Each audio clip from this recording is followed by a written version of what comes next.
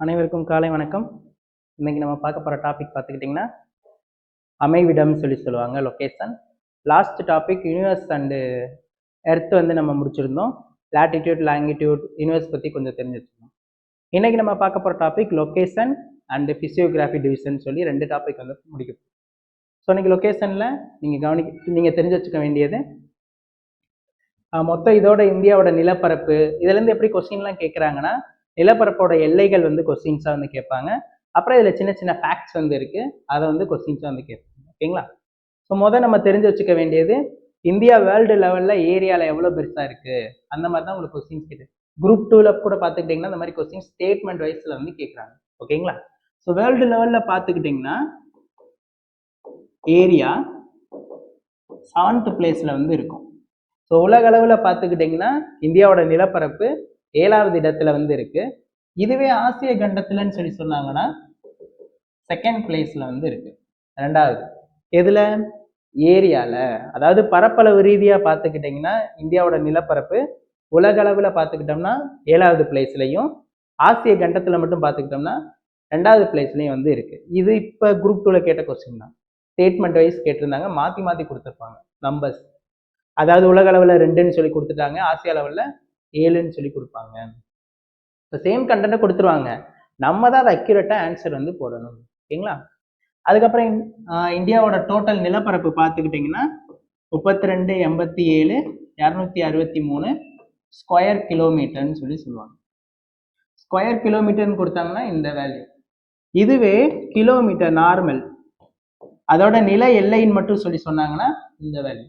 நில எல்லைனா எது சார்னு பார்த்துக்கிட்டிங்கன்னா இந்த குஜராத் பார்ட்ல இருந்து இந்த பக்கம் வெஸ்ட் பெங்கால் பார்ட் வரைக்கும் நில எல்லைகள்னு சொல்லி சொல்லுவாங்க. அப்போ இந்த பக்கம் என்ன இருக்கு? வாட்டர் பாடிஸ் இருக்கு. இது நீர் எல்லைகள்னு சொல்லி சொல்லுவாங்க. ஓகேங்களா? ஸோ நில எல்லைகள்ன்றது 15,200 கிலோமீட்டர். நீர் எல்லைகள்ன்றது பார்த்துக்கிட்டிங்கன்னா 6,100 கிலோமீட்டர். நம்மளோட நீர் எல்லைகள் இது மட்டும் கிடையாது, வெறும் இந்த கோஸ்டல் ஏரியாவில் உள்ளது மட்டும் கிடையாது, தீவு கூட்டங்களையும் சேர்த்து தான் நம்மளோட நீர் எல்லைகள்னு சொல்லி சொல்றாங்க. அப்போ அந்தமான் நிக்கோபார் இது எல்லா தீவு கூட்டங்களையும் சேர்த்தீங்கன்னா அது ஒரு வேல்யூ தனியாக இருக்கு, 7,516.6 கிலோமீட்டர். ஸோ இது வித்தவுட் அந்தமான் சொல்லுவாங்க, இது வித் அந்தமான் சொல்லியிருப்பாங்க. ஓகேங்களா? மொத்தம் ஒரு 5 ஃபேக்ட் இருக்கு. உலக அளவில் 7வது இடத்துலையும், ஏரியா பரப்பளவு ரீதியா ஆசிய கண்டத்தில் 2வது இடத்துல இருக்கும். அதே மாதிரி ஸ்கொயர் கிலோமீட்டர்னு கேட்டாங்கன்னா 32,87,263 ஸ்கொயர் கிலோமீட்டர், 32,87,263 ஸ்கொயர் கிலோமீட்டர். இதுவே நில எல்லைகள்னு கேட்டாங்கன்னா 15,200 கிலோமீட்டர். நீர் எல்லைகள்ல 2 டைப் இருக்கு, ஒன்று வித்தவுட் அந்தமான், இன்னொன்று வித் அந்தமான். அப்போ வித் அந்தமான் கேட்டால் 7,516.6 கிலோமீட்டர், வித்தவுட் அந்தமான் கேட்டாங்கன்னா 6,100 கிலோமீட்டர். ஓகேங்களா? இதோட நார்த்தன் பாயிண்ட்டுக்கு ஒரு பேர் வச்சிருக்காங்க, சதர்ன் பாயிண்ட்டுக்கு ஒரு பேர் வச்சிருக்காங்க. ஸோ நார்த்தன் பாயிண்ட்டுக்கு பேர் பார்த்துக்கிட்டிங்கன்னா இந்திரா கோல்னு சொல்லுவாங்க. சதர்ன் பாயிண்ட்டுக்கு பேர் பார்த்துக்கிட்டிங்கன்னா கேப் குமரின், கன்னியாகுமரி அப்படின்னு சொல்லுவாங்க, குமரி முனைன்னு சொல்லுவாங்க. நம்மளோட டெட் எண்ட் பாயிண்ட் இதுவா இருக்கு, அந்தமான் நிக்கோபார் வரைக்குமே நம்மளோட டெட் எண்ட் பாயிண்ட். அப்போ அந்தமான் நிக்கோபாருக்கு ஒரு பேர் வச்சிருக்காங்க, அதோட பேரு இந்திரா பாயிண்ட்னு சொல்லுவாங்க. அதுக்கு இன்னொரு பேர் பார்த்துக்கிட்டிங்கன்னா பிக் மெலியன் அப்படின்னு சொல்லுவாங்க. ஒன்று இந்திரா பாயிண்ட், இந்திரா முனை, இல்லைன்னா பிக் மெலியன் சொல்லுவாங்க. ஓகேங்களா? போன கிளாஸ்லேயே பார்த்தோம் லாட்டிடியூட்ஸ் அண்ட் லாங்கிடியூட்ஸ்ன்னு சொல்லி பார்த்தோம். அப்போ இந்தியாவோட லாட்டிடியூட் லாங்கிடியூட் பார்த்துக்கிட்டிங்கன்னா 804 நாட், இங்கே 37 நாட், 6 நாட், இங்கே 6807 ஈஸ்ட், இந்த பக்கம் 97.25 ஈஸ்ட். இந்த 2 டைரக்ஷன்லையும் பார்த்துக்கிட்டிங்கன்னா நார்த்னு மென்ஷன் பண்ணியிருக்காங்க. இந்த பக்கம் 2 டைரக்ஷன்ல ஈஸ்ட்னு சொல்லி மென்ஷன் பண்ணியிருக்காங்க. ஸோ ஏன் அப்படி மென்ஷன் பண்ணியிருக்காங்கன்னு பார்த்துக்கிட்டிங்கன்னா, ஸோ இந்தியா பூமின்றது இந்த மாதிரி இருக்கு, அதில் நம்ம இந்தியாவோட நிலப்பரப்பு பார்த்துக்கிட்டிங்கன்னா கடகரேகையில கரெக்டாக இங்கே வந்துருக்கு. ஸோ லாங்கிடியூட் இங்கே இருக்கு 0 டிகிரி, லாட்டிடியூட் இங்கே இருக்கு 0 டிகிரி. அப்போ லாட்டிடியூடுக்கு மேலே ஃபுல்லாமே நார்த்துன்னு சொல்லி நம்ம மென்ஷன் பண்ணணும். அப்போ இங்கே உள்ள லாட்டிடியூட்ஸ்க்கும் நம்ம என்ன தான் போடணும்னா நார்த்துன்னு சொல்லி தான் போடணும். அப்ப இந்தியா இங்க தானே இருக்குது, ஃபுல் லாட்டிடியூட்ஸ் எங்க இருக்கு, மேலதான் இருக்கு, 0 டிகிரிக்கு மேல. அதனாலதான் இங்க என்ன பண்ணிருக்காங்கன்னா நார்த்னு சொல்லி மென்ஷன் பண்ணியிருக்காங்க. அப்போ உலக வரைபடத்துல தான் இந்தியாவை வந்து நம்ம கண்டுபிடிக்க போறோம். ஓகேங்களா, அதனாலதான் நார்த்னு சொல்லி மென்ஷன் பண்ணியிருக்காங்க. இங்க சவுத் டைரக்ஷன் தானே சார் இருக்கு, அப்ப நீங்க சவுத் தானே போடணும் அப்படின்னு சொல்லி போடக்கூடாது. ஏன்னா இது கூட கொஸ்டின் கேட்க வாய்ப்பு இருக்கு. இப்போ டிஎன்பிஎஸ்சில பாத்தீங்கன்னா இந்தியாவோட அச்சத்தீர்க்க பரவல்னு சொல்லி கொடுத்துட்டு நார்த் டு சவுத் வந்து சொல்லுங்கன்னு சொல்லியிருப்பாங்க. அப்ப இதை எப்படி மாற்ற வாய்ப்பு இருக்கு, 804 நார்த், சவுத், ஈஸ்ட், வெஸ்ட்னு சொல்லி மாற்ற வாய்ப்பு இருக்கு. அப்ப இந்தியாவுக்கு சவுத் சைடு தானே 8 டிகிரின்னு படிச்சோம் அப்படின்னு சொல்லி சவுத் போடக்கூடாது. ஓகேங்களா, இங்க கவனிக்கணும், 0 டிகிரிக்கு மேல இருக்கனால நார்த்னு சொல்லி. இதுவே இந்தியா பாத்தீங்கன்னா தென்னாரை கோளத்துல இருந்துச்சுன்னா அது என்ன சொல்லணும், சவுத்துன்னு சொல்லி போட்டிருப்போம் நம்ம. ஆனா இந்தியா இங்க இருக்கனாலதான் எல்லா லாட்டிடியூட்ஸுமே நார்த்ல இருக்கு. ஓகேங்களா, அதே போல லாங்கிடியூட் வைஸ் பார்க்கும்போது 0 டிகிரிக்கு ஈஸ்டர்ன் பார்ட்ல வந்து இருக்கு. அப்ப எல்லா லாங்கிடியூட்ஸ் எங்க இருக்கு, ஈஸ்டர்ன் பார்ட்டுக்குள்ளதான் இருக்கு. அதனாலதான் இந்த ரெண்டு எங்க சொல்லியிருக்கோம்னா ஈஸ்ட்ன்னு சொல்லியிருக்கோம். இதுவே இந்தியா வந்து இந்த இடத்துல இருந்துச்சுன்னா என்ன பண்ணிருப்போம், லாட்டிடியூட் வைஸ் வந்து பார்த்துக்கிட்டிங்கன்னா நார்த்ன்னு சொல்லியிருப்பீங்க. இதுவே லாங்கிடியூட் வைஸ் பார்த்துக்கிட்டோம்னா வெஸ்ட்ன்னு சொல்லியிருப்போம். ஏன்னா 0 டிகிரிக்கு வெஸ்டர்ன் பார்ட்ல இருக்கு. இதுவே இந்தியா இங்க இருந்துச்சுன்னா லாட்டிடியூட் வைஸ் பார்த்துக்கிட்டிங்கன்னா சவுத்துன்னு சொல்லணும், லாங்கிடியூட் வைஸ் பார்த்துக்கிட்டோம்னா ஈஸ்ட்ன்னு சொல்லி குறிச்சிருப்போம். ஓகேங்களா, ஸோ அந்த கான்செப்ட் தான் இங்க 804 நாட், 3706 வந்து நாட். இந்த நம்பர்ஸ்லாம் அக்யூரேட்டாக ஞாபகம் வச்சுக்கணும். உங்களால் ஞாபகம் வச்சுக்க முடியலைன்னா எல்லாமே அடுத்தடுத்த நம்பர்ஸாக தான் இருக்கும். 48 4ஓட மடங்கு, இங்க 6 7 அடுத்தடுத்த நம்பர், இங்க 7 8. ஓகேங்களா, எப்பவுமே அந்த பேக்ல இருந்து அப்படியே அடுத்தடுத்த நம்பர்ஸாக தான் வந்து உங்களுக்கு எப்படி இருக்குன்னு பார்த்துக்கிட்டிங்கன்னா இந்த இடத்துல வந்து இருக்கும். ஓகேங்களா, அதுக்கப்புறம் நார்த்ல இருந்து சவுத் வரைக்கும் டோட்டல் கிலோமீட்டர் வந்து ஃபிக்ஸ் பண்ணியிருக்காங்க, 3214 கிலோமீட்டர். இதே ஈஸியா நான் வச்சுக்கலாம், 1 2 3 and 4. இப்பதான் முன்னாடியே சொன்னோம் பேக்ல இருந்தா நான் வச்சுக்கணும்னு சொல்லிட்டு. அப்ப பேக்ல இருந்து ஆர்டரா இருக்கா, 1 2 3 and 4, 3214 கிலோமீட்டர்.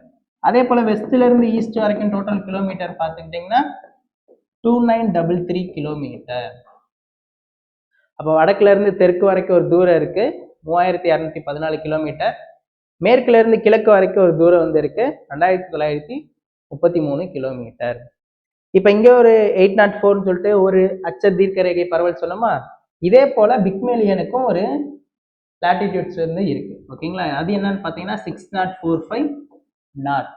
ஏன் நார்த் போட்டேன்னு புரியுதா, ஏன்னா 0 டிகிரிக்கு மேல தானே 1 to 3 சொல்லி கால்குலேட் ஆகும். அப்ப 6ன்றது 0க்கு மேலதான் இருக்கு.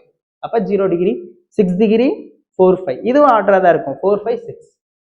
ஓகேங்களா, 6 டிகிரி 45 45ன்னு சொல்லுவாங்க நாட். ஸோ அதுக்கப்புறம் இதில் நீங்கள் தெரிஞ்சு வச்சுக்க வேண்டியது இதோட எல்லை பகுதிகளை வந்து தெரிஞ்சு வச்சுக்கணும். ஓகேங்களா, இதுக்கு ஒரு சின்ன ஷார்ட்கட் வந்து இருக்கு. 7 8 9 இந்த நம்பர்ஸ் வந்து ஞாபகம் வச்சுக்கோங்க. ஏன்னா இந்த நம்பர்ஸும் உங்களுக்கு கொஸ்டின்ஸ் கேட்க வாய்ப்பு இருக்கு. ஓகேங்களா, ஸோ இந்த 7ன்றது என்னன்னு பார்த்துக்கிட்டிங்கன்னா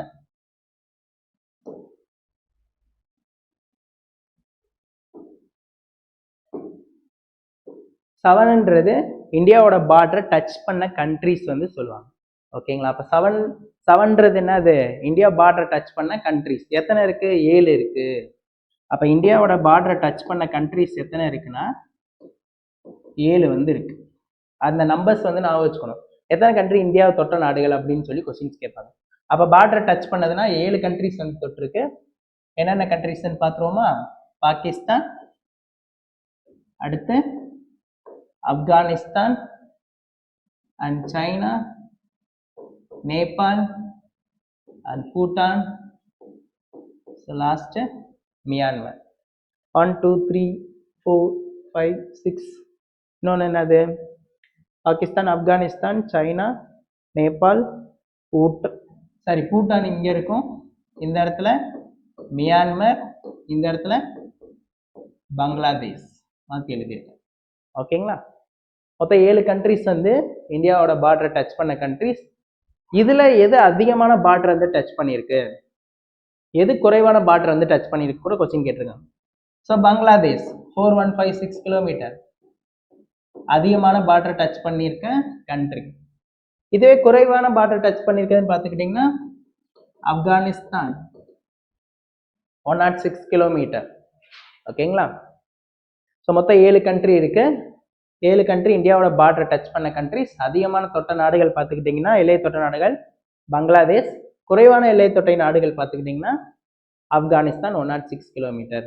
உங்களுக்கு இதுலேயும் குரூப் 1 இன்னும் உங்களுக்கு கஷ்டமாக கேட்கணும் அப்படின்னு பார்த்துக்கிட்டிங்கன்னா எப்படிலாம் இதில் கொஸ்டின் கேட்கலாம்னா ஃபர்ஸ்ட் இந்த ஃபேக்ட்ஸ் ஃபுல்லாமே கண்டிப்பாக படிச்சு வச்சுக்கணும். இதுக்கு மேலே நீங்கள் எக்ஸ்ட்ரா படிக்க வேண்டியது இந்த பங்களாதேஷ் கண்ட்ரி இருக்கா, இந்த கண்ட்ரி எந்தெந்த ஸ்டேட்ல டச் ஆயிருக்கு அப்படின்னு சொல்லி கொஸ்டின் கேட்கணும். ஓகேங்களா? இதெல்லாம் நீங்க எக்ஸ்ட்ரா நோட்ஸா எடுத்து வச்சுக்கணும். ஓகேங்களா? பங்களாதேஷ்ன்ற கண்ட்ரி எந்தெந்த ஸ்டேட்ஸ்ல டச் ஆயிருக்கு, எதுல டச் ஆகல அப்படின்னு சொல்லி கொஸ்டின் கேட்கணும். மியான்மர் எந்தெந்த ஸ்டேட்ல டச் ஆயிருக்கு, நேபாள் எந்தெந்த ஸ்டேட்ல டச் ஆயிருக்கு, அந்த பார்டரோட ஸ்டேட்ஸ் வந்து கொஸ்டின்ஸா கேட்க வாய்ப்பு இருக்கு. ஒரு 4 ஸ்டேட்டை கொடுத்துட்டு இதுல எந்த ஸ்டேட் வந்து டச் ஆகல அப்படின்னு சொல்லி கொஸ்டின் கேட்கும். ஓகேங்களா? வெறும் இந்த புக் கண்டென்ட் எல்லாரும் படிச்சிருப்பாங்க, நீங்களும் படிப்பீங்க, நானும் படிப்பேன். ஆனா அவங்க ட்விஸ்டா கொஸ்டின் எப்படி கேட்டுருவாங்க, இந்த மாதிரி கேட்டு விட்டுருவாங்க. அப்ப இது புக்ல இருக்கா? இல்லை. அப்ப நம்மளா தான் இதை எக்ஸ்ட்ரா கண்டென்ட்டா எடுத்து நம்ம ஒர்க் அவுட் பண்ணி பார்க்கணும். ஓகேங்களா? ஸோ நீங்க நெட்ல போட்டீங்கனாலே தெரிஞ்சிடும். ஸோ பங்களாதேஷ் வந்து கண்ட்ரி டச் ஆனா இந்தியாவோட ஸ்டேட்ஸ் என்னென்னு சொல்லிக்கிறேன். ஒரு 4 ஸ்டேட் 5 ஸ்டேட்ஸ் வந்து வரும். ஓகேங்களா? அதை நீங்க எழுதி மட்டும் வச்சுட்டீங்கன்னா அதுல இருந்து கொஸ்டின்ஸ் கேட்டாங்கன்னா ஈஸியா போடும். ஓகேங்களா? அடுத்து 8ன்றது என்னன்னு பார்த்துக்கிட்டோம்னா டிராபிக் ஆஃப் கேன்சர், கடகரேகை கடந்து செல்லும் மாநிலங்கள். நம்ம இந்தியாவில் என்ன போகுதுன்னா இப்போதான் சொன்னோம் டிராபிக் ஆஃப் கேன்சர்ல இருக்கும்னு சொல்லிட்டு கடகரேகை. அப்போ அந்த கடகரேகை கிராஸ் பண்ற ஸ்டேட்ஸ்லாம் என்னென்ன அப்படின்னு சொல்லி கொஸ்டின் கேட்பாங்க. கடகரேகை கிராஸ் பண்ற ஸ்டேட்லாம் என்னென்ன அப்படின்னு. ஸோ நம்மளுக்கு நல்லா தெரியும், ஃபர்ஸ்ட் ஸ்டேட்டு ஈஸியாக கண்டுபிடிச்சிரும். ஏன்னா குஜராத் தான் இந்த சென்டர் பாயிண்ட்ல வந்து இருக்கும். குஜராத் கண்டுபிடிச்சிடலாம், மத்திய பிரதேஷ் கண்டுபிடிச்சிடலாம்.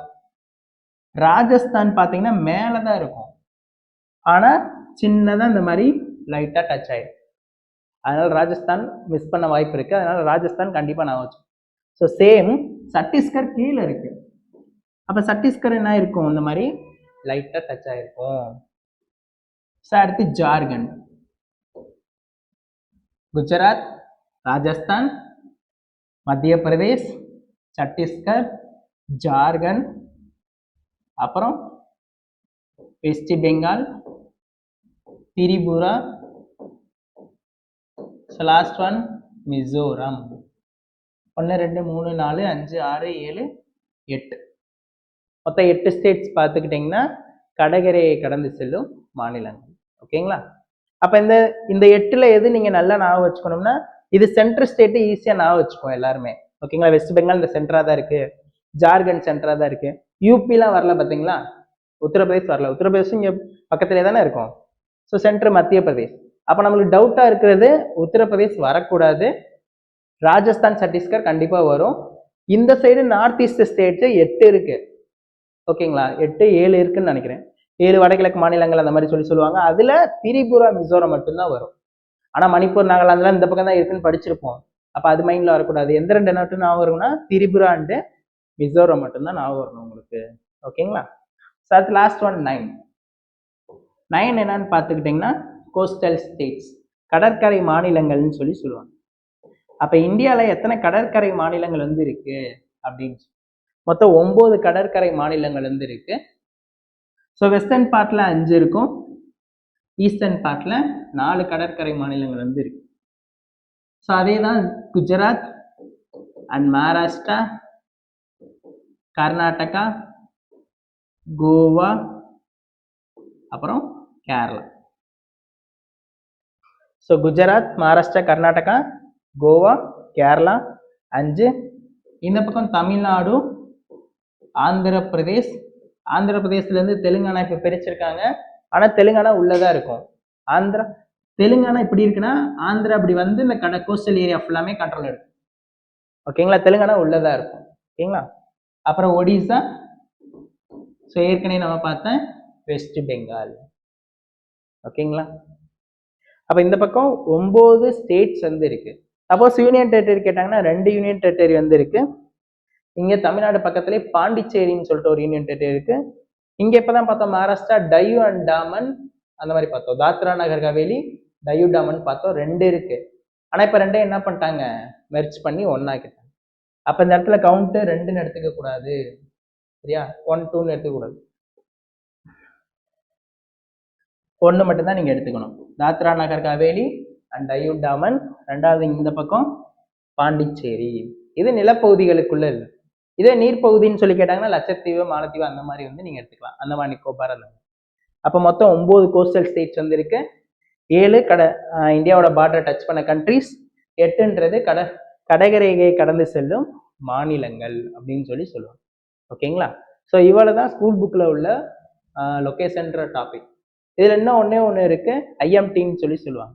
ஐஎம்டி அண்ட் ஐஎஸ்டின்னு சொல்லி சொல்லுவாங்க. இந்தியன் ஸ்டாண்டர்ட் டைம் சொல்லுவாங்க, இந்தியன் மெரிடியன் டைம் சொல்லி சொல்லுவாங்க. ஓகேங்களா?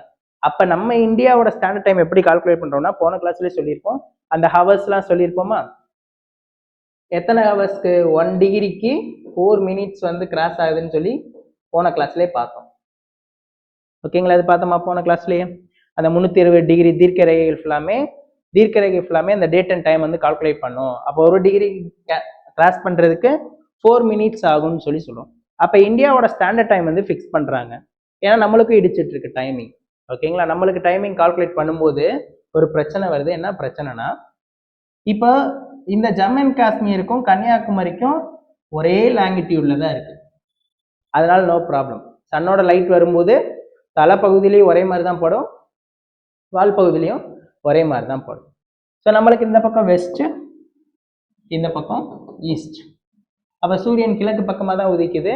முதல்ல சூரியன் படுற ஸ்டேட் என்னது இந்தியாவில்? அருணாச்சல பிரதேசம் சொல்லி சொல்லுவாங்க. ஓகேங்களா? அப்போ அருணாச்சல பிரதேசத்துல தான் ஃபர்ஸ்ட் என்ன பண்ணுதுன்னா சூரியன் வந்து உதிக்கும். இந்த பக்கம் முடிகிறது குஜராத்தில் வந்து முடியும். ஓகேங்களா? அப்போ அருணாச்சல பிரதேசம் எங்க இருக்குன்னு பார்த்தீங்கன்னா 97/25 ஈஸ்ட் பக்கம் வந்து இருக்கு. இங்கிட்ட என்ன இருக்கு? 68/7 ஈஸ்ட். நமக்கு தலைக்கும் வாளுக்கும் ப்ராப்ளம் கிடையாது, ஒரே லாங்கிடியூட்ல தான் இருக்கு. ஆனா அருணாச்சல பிரதேசத்துல சூரியன் உதிக்கும் போது இங்க எத்தனை லாங்கிடியூட்ஸ் வந்து இருக்குன்னு நீங்க பாருங்க. இப்பதான் பார்த்தோம் 1 டிகிரிக்கு 4 மினிட்ஸ்ன்னு சொல்லி பார்த்தோம்.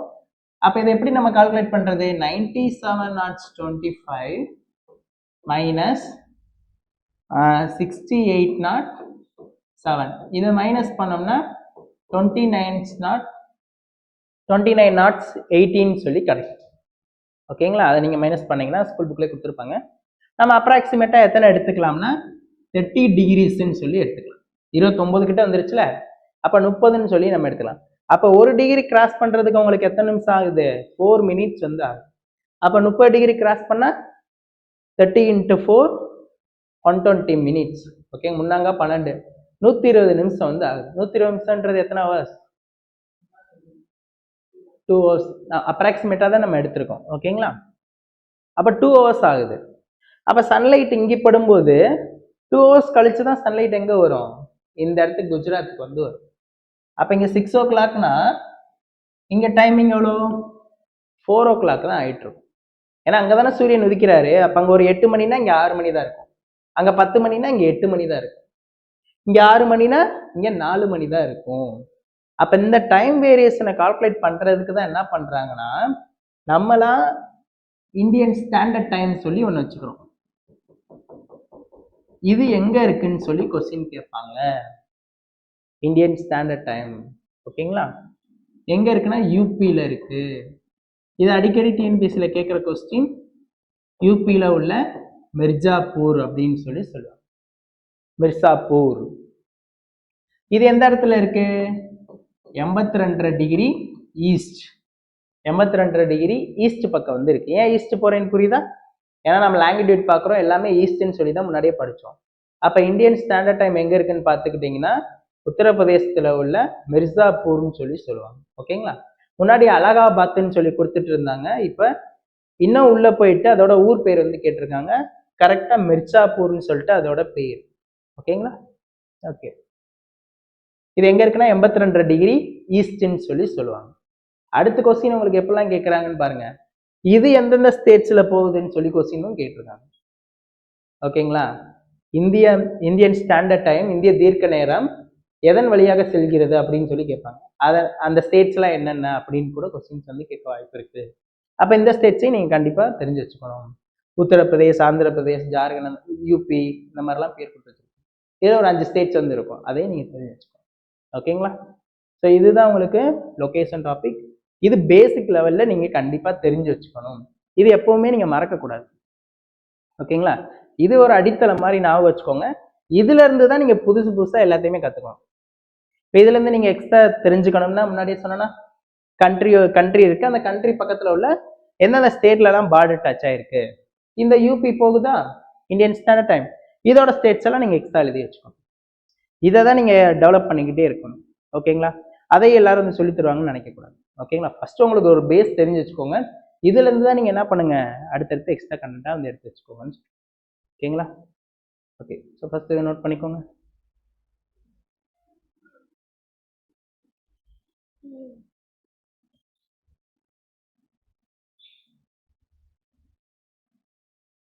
லொகேஷன் முடிஞ்சு இப்போ பார்க்க டாபிக் ஃபிசியோகிராஃபி. ஓகேங்களா?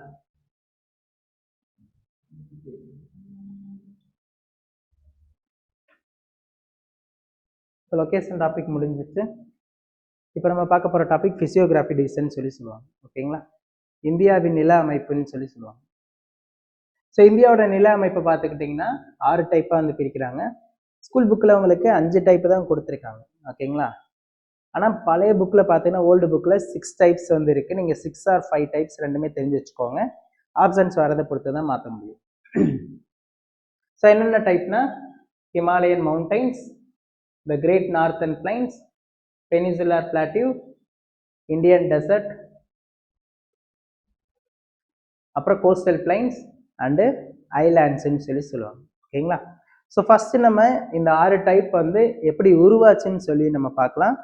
அதுக்கப்புறம் அதில் உள்ள கண்டென்ட் வந்து நம்ம பார்க்கலாம். ஓகேங்களா? So first the Himalayan mountains. So mountains எப்படி உருவாச்சுன்னு நினைக்கிறோம்.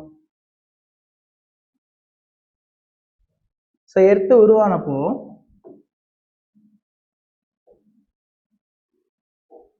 ஸோ இது இருக்குன்னு எல்லாத்துக்கும் தெரியும். 0 degree, equator region and tropical and cancer, இது எல்லாமே தெரிஞ்சிருக்கும் உங்களுக்கு. ஸோ ஃபர்ஸ்ட் டைம் எர்த்து உருவானப்போ முன்னாடியே சொன்னோம் நம்ம எல்லாமே வெப்பமாக தான் இருந்துச்சு ஃபர்ஸ்ட் டைம். ஓகேங்களா? அதுக்கப்புறம் தான் வேப்பர் உருவாயிட்டு கிளவுட்ஸ் ஃபார்ம் ஆகி ரெயின்ஃபால் வந்துட்டு மழை பெஞ்சிட்டு இருந்துச்சுன்னு சொல்லி சொல்லுவோம். அப்புறம் இன்னர் கோர் வந்து உருவாயிடுச்சு. இன்டீரியர் சொல்லி பார்த்தோம்ல, கோர் மேண்டில் அண்ட் அதுக்கு முன்னாடி ஆஸ்தினோஸ்பியர்னு சொல்லி ஒன்று பார்த்தோம். அப்புறம் கிரஸ்ட். இந்த ஆஸ்தினோஸ்பியர் உருவானதுக்கு அப்புறம் தான் ரொட்டேஷனே ஃபார்ம் ஆகுது. ஸோ அப்போ எர்த்து ரொட்டேட் ஆகும்போது இந்த சென்டர் பார்ட் வந்து ஸ்பிளிட் ஆக ஆரம்பிச்சிருது. Centre part first time split ஆகுது. அதுக்கடுத்து பார்த்துக்கிட்டிங்கன்னா இந்த மாதிரி அடுத்தடுத்த பார்ட் ஸ்பிளிட் ஆகிட்டு 7 கான்டினென்டலில் சொல்லி உருவாயிடுச்சு. அப்போ இந்த 7 கான்டினென்டலும் பார்த்துக்கிட்டிங்கன்னா இந்த பூமியில் வாட்டரில் அப்படியே மிதந்துட்டு இருக்க கற்கள் மாதிரி வந்து ஆயிடுச்சு 7 கான்டினென்டலும். அப்போ இந்த 7 கான்டினென்டலும் காலப்போக்கில் மில்லியன்ஸ் இயர்ஸ் பார்த்துக்கிட்டிங்கன்னா தண்ணியிலே மிதந்து பக்கத்தில் இருக்க கான்டினென்டலோட மோதுது. அப்போ ஒரு சில டைம் என்ன ஆகும்னா கன்வர்ஜன் நடக்கும், இன்னொரு டைம் வந்து டைவர்ஜன் வந்து நடக்கும். இப்போ ஏதாச்சும் ஒரு ராக் வந்து வீக்காக இருந்துச்சுன்னா என்ன நடக்கும், தண்ணி இப்போ பேப்பர்லாம் தண்ணியில் போட்டோம்னா என்ன ஆகும், ரொம்ப ஊறிடுச்சுன்னா அப்படியே பிஞ்சு போயிடும் தனித்தனியாக. இதே ஒரு 10 பேப்பரை சேர்த்தாப்புல போட்டோம்னா கீழே இருக்க பேப்பர் மட்டும் வீக் ஆகிட்டு இருக்கும், மேலெல்லாம் அப்படியே ஸ்ட்ராங்காக இருக்கும். ஸோ அது மாதிரி தான். அப்போ கான்டினென்டல் 7 கான்டினென்டல்லே பார்த்துக்கிட்டிங்கன்னா 2 டைப்பாக பிரிக்கிறாங்க. ஒன்று ஓசானிக் பிளேட்டுன்னு சொல்லி ஒன்று பிரிக்கிறாங்க, இன்னொன்று கான்டினென்டல் பிளேட்டுன்னு சொல்லி பிரிக்கிறாங்க. கண்டத்தட்டு, கடல் தட்டுன்னு சொல்லுவாங்க. ஸோ பிளேட்லேயே 2 விதமான பிளேட் வந்துருக்கு. ஒன்று continental plate, second one oceanic பிளேட்டுன்னு சொல்லுவாங்க. கண்டத்தட்டு, கடல் தட்டுன்னு சொல்லி சொல்லுவாங்க. ஓகேங்களா? ஸோ கான்டினென்டல் பிளேட்டுனா நிலப்பரப்பு அதிகமாக இருந்துச்சுன்னா அதை கான்டினென்டல் பிளேட்டுன்னு சொல்லி சொல்கிறோம். ஒரு கண்டம் எடுத்துக்கிட்டோம்னா அதில் நிலப்பரப்பு அதிகமாக இருந்துச்சுன்னா அதை கான்டினென்டல் பிளேட்டுன்னு சொல்கிறாங்க. நீர்ப்பரப்பு அதிகமாக இருந்துச்சுன்னா அது ஓசானிக் பிளேட்டுன்னு சொல்லி சொல்கிறோம். இப்போ ஏசியன் கண்ட்ரி இருக்கா, ஏசியான்றது என்னது, ஏசியா ஒரு கண்ட்ரி தான், ஒரு கான்டினென்டல்னு சொல்லி சொல்கிறோம். ஆசிய கண்டம்னு சொல்லி சொல்லுவோமா. ஆசிய கண்டம் என்ன plate, oceanic pleated continental pleated? Asia ஃபுல்லாக என்னதான் இருக்கும், நாடுகள் தான் இருக்கும். ரஷ்யா கண்ட்ரி இருக்கும், இந்த மாதிரி எல்லா கண்ட்ரிஸுமே இருக்கும். ஓகேங்களா? அப்போ எல்லாமே நிலப்பரப்பாக இருக்கிறனால அது என்ன சொல்கிறாங்கன்னா கண்டத்தட்டுன்னு சொல்லி சொல்றாங்க. நம்ம இந்தியா என்னது, கான்டினென்டல் பிளேட்டா ஓசானிக் பிளேட்டா? Oceanic plate. ஸோ நம்ம இந்தியா பார்த்துக்கிட்டிங்கன்னா இந்தியாவும் ஆஸ்திரேலியாவும் சேர்ந்ததான் பார்த்துக்கிட்டிங்கன்னா இண்டோ ஆஸ்திரேலியன் பிளேட்டுன்னு சொல்லி சொல்லுவாங்க. ஸோ 7 கான்டினென்ட்ல உண்டு இண்டோ ஆஸ்திரேலியன் பிளேட். இந்தியாவையும் ஆஸ்திரேலியாவையும் சேர்த்து தான் ஒரு பிளேட்டுன்னு சொல்லி சொல்லிக்கிறாங்க. அதனால தான் பார்த்துக்கிட்டிங்கன்னா நம்மளுக்கு ஃபர்ஸ்ட் சுனாமி வந்தப்போ, சுனாமி எப்போ வந்துச்சு ஃபர்ஸ்ட் டைம் 2004 வந்து வந்துச்சு. ஓகேங்களா? அப்போ December 26. ஸோ December 26 and 2004 தான் பார்த்தீங்கன்னா சுனாமி வந்து நடக்குது. எங்கே வந்துச்சுன்னா இந்தோனேசியா கிட்ட வந்து வந்துச்சு. ஸோ ஆஸ்திரேலியா பக்கத்தில் உள்ள இந்தோனேசியா கிட்ட வந்துச்சு. அங்கே உருவான சுனாமி பார்த்தீங்கன்னா எங்கே அட்டாக் ஆகுதுன்னா இந்தியாவில் வந்து அட்டாக் ஆகுது. ஸோ ஏன் அப்படின்னு பார்த்தீங்கன்னா ரெண்டுமே ஒரே பிளேட்டு தான். ஓகேங்களா? இதுவே நம்ம அந்த பக்கம் போயிருக்கலாம்ல, இந்தோனேசியாவில் ஆரிஜினேட் ஆச்சுன்னா ஆஸ்திரேலியா சைடும் போயிருக்கலாம். இந்தோனேசியாவும் ஆஸ்திரேலியா பக்கத்தில் தானே இருக்கு. ஆனால் இந்தோனேசியாவும் இந்தியாவும் எவ்வளோ தூரத்தில் இருக்கு, ரொம்ப தூரத்தில் இருக்கு. அப்போ எங்கே அட்டாக் நடந்திருக்குன்னா இந்தியாவில் தான் அட்டாக் நடந்திருக்கு. அப்போ ஒரே பிளேட்டாக இருக்கிறனால தான் ஒரே காரணம். ஓகேங்களா? அப்போ இண்டோ ஆஸ்திரேலியன் பிளேட்டுன்னு சொல்லி சொல்லுவாங்க, நம்ம ஓசானிக் பிளேட்டுன்னு சொல்லி சொல்கிறோம். ஏன்னா நீர்ப்பரப்பு அதிகமாக இருக்கு. இங்கேருந்து ஆஸ்திரேலியா வரைக்குமே வாட்டர் கண்டென்ட் தான் அதிகமாக இருக்கும். இந்தியன் ஓசன் தான் ஃபுல்லாக வந்து இருக்கும். இந்த பக்கம் Arabian sea and Bay of Bengal. ஓகேங்களா? அப்போ இந்த மாதிரி 2 பிளேட் வந்து உருவாக்குறாங்க, continental plate and oceanic plate. இந்த 2 பிளேட்டுக்குள்ளேயும் இந்த இது நடந்துட்டு இருக்கு. ஒரு சில டைம் கன்வர்ஜன் நடக்குது, ஒரு சில டைம் வந்து டைவர்ஜன் வந்து நடக்குது. அப்போ கன்வர்ஜன் நடக்கும்போது என்னென்ன உருவாகும், நிலத்தோற்றங்கள் வந்து உருவாகும். இப்போ நீங்கள் பார்க்குற நிலத்தோற்றங்கள் ஃபுல்லாமே எரோசன்னால நடந்தது. ஓகேங்களா? ஆனால் பூமி ஃபர்ஸ்ட் உருவானப்போ நீர்ப்பகுதியாக ஒன்று இருந்துச்சு, நிலப்பகுதியாக ஒன்று இருந்துச்சு. அதுக்கப்புறம் தான் 7 கான்டினென்டல் உருவாகிருக்கு. கன்வர்ஜன் டைவர்ஜன் வந்து நடக்க போகுது. அப்போ கன்வர்ஜன் நடக்கும்போது என்னென்ன நிலத்தோற்றங்கள் உருவாச்சு, டைவர்ஜன் நடக்கும்போது என்ன நிலத்தோற்றங்கள். ஓகேங்களா? ஸோ 2 கான்டினென்டல் மோதிச்சுன்னா ஃபர்ஸ்ட் என்ன உருவாகும்னா மவுண்டைன் வந்து உருவாகும். 2 கான்டினென்டல் மோதிச்சுன்னா மவுண்டைன் வந்து உருவாகும்.